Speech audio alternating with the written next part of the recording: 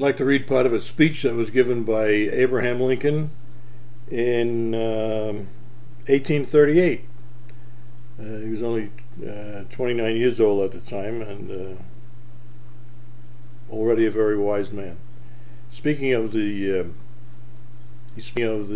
security of the country, and he says in the first part of the speech that no foreign power could ever conquer us. And then he goes on to say, he concludes the speech with this sentiment. At what point, then, is the approach of danger to be expected?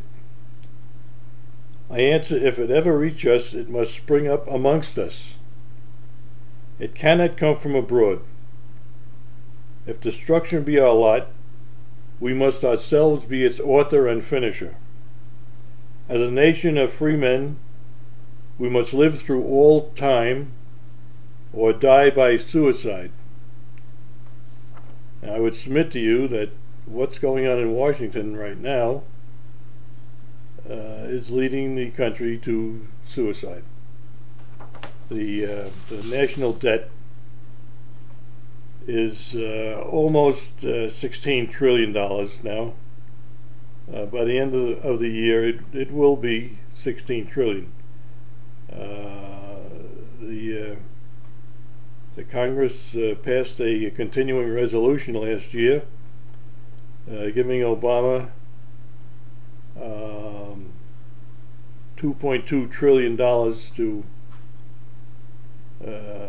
to continue operating the government because the Senate wouldn't pass a budget. Now, the Senate hasn't passed a budget in over 3 years, ever since Obama's been in office. The reason being that they don't want to be embarrassed by the amount of money they're wasting.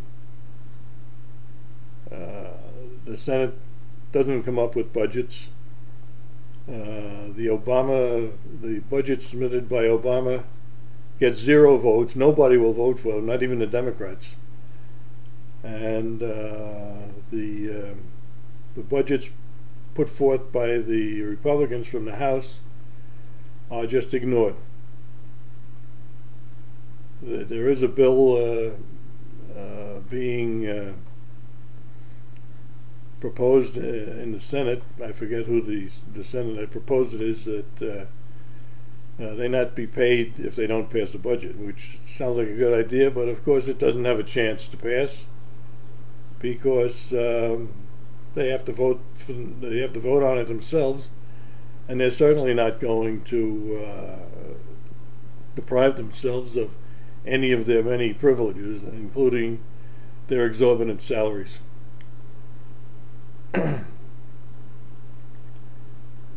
Now, this huge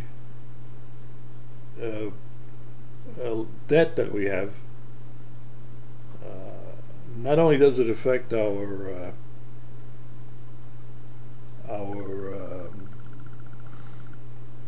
actions within the country, it also impacts our foreign policy.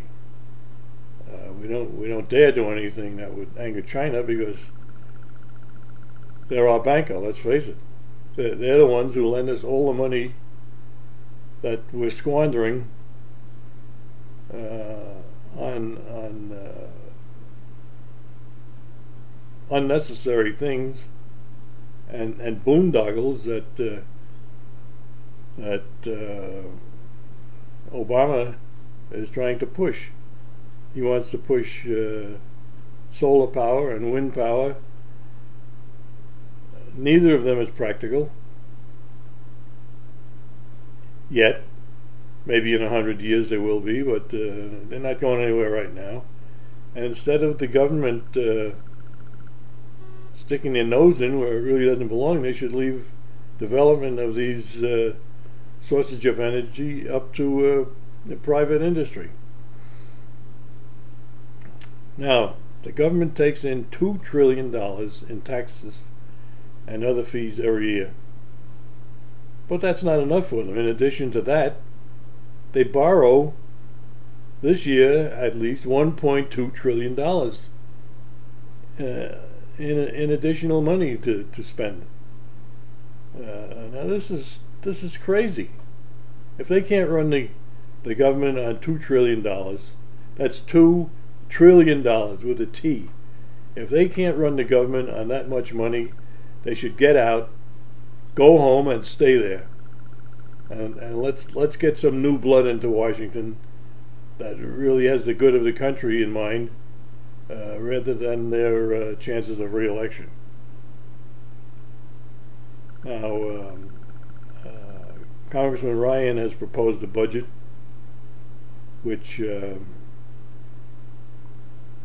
everybody, at least the Republicans, have been praising, and if you look at it, I don't imagine many people have, but his budget doesn't balance until 2040. That's 2040, 2040, 28 years from now. So I've been trying to find out how much more will be added to the debt between now and 2040. So far I've been unsuccessful. I've called his office several times. Nobody knows. I've asked to speak to him directly. Of course, he's unavailable. You know, he can't talk to a peasant like me, and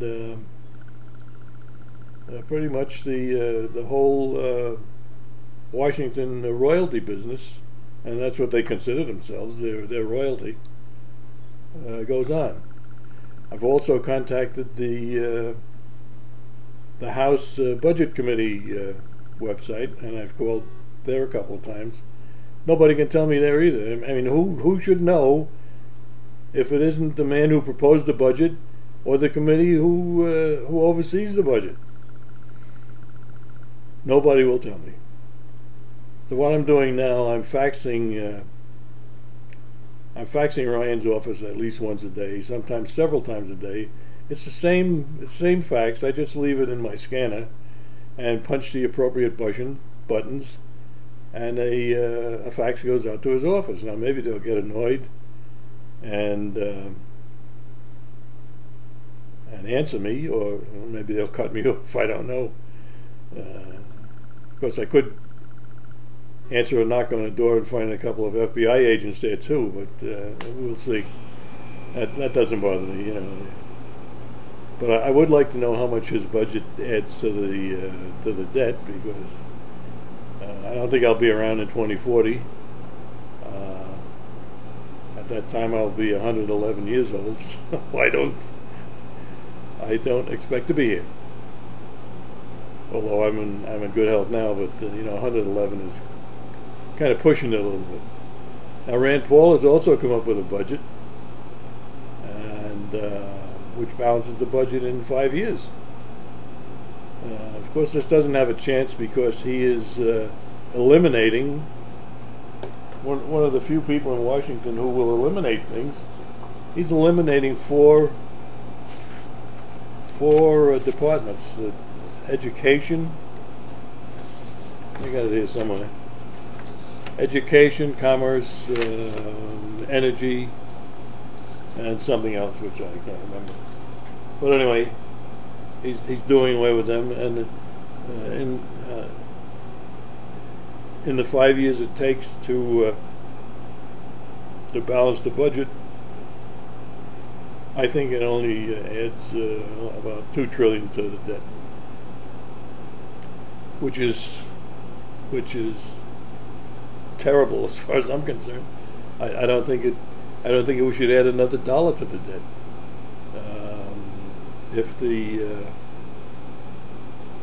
Harry Reid says he's not even going to work on a budget until after the election. Gee, I wonder why he won't do that. Because legally he's supposed to have a budget by the end of the fiscal year, which is the last day of September. And that's why they have to keep passing these continuing resolutions to keep the government running. Now, if the House didn't pass the continuing resolutions, the budget would be balanced instantly, and necessary services would continue.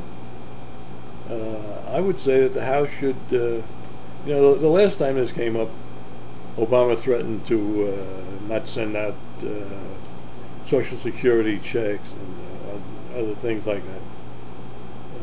Which it's pretty. He's a pretty rotten. Everybody says what a nice guy he is. He's a rotten dog. He's a thug from Chicago. Let's face it. Wouldn't know the truth if he tripped over it. And he's got a big smile and everything, but underneath, he's nothing but a thug who will threaten people with. Actually, he's threatening some people with starvation by threatening to not send out their Social Security checks. But that doesn't bother him. He's from Chicago, and he'll do anything to get his way and get reelected. So I would suggest that you contact your representatives in Washington, your congressman and 2 senators, and tell them you want no more continuing resolutions.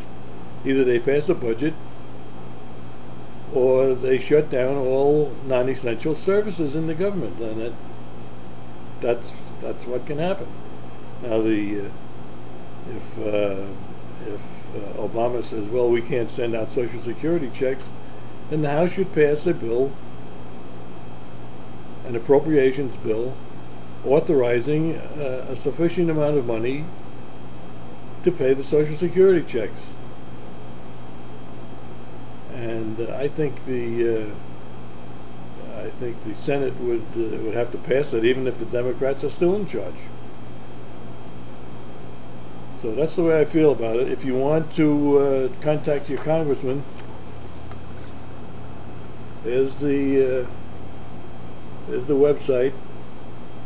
You can find any congressman, any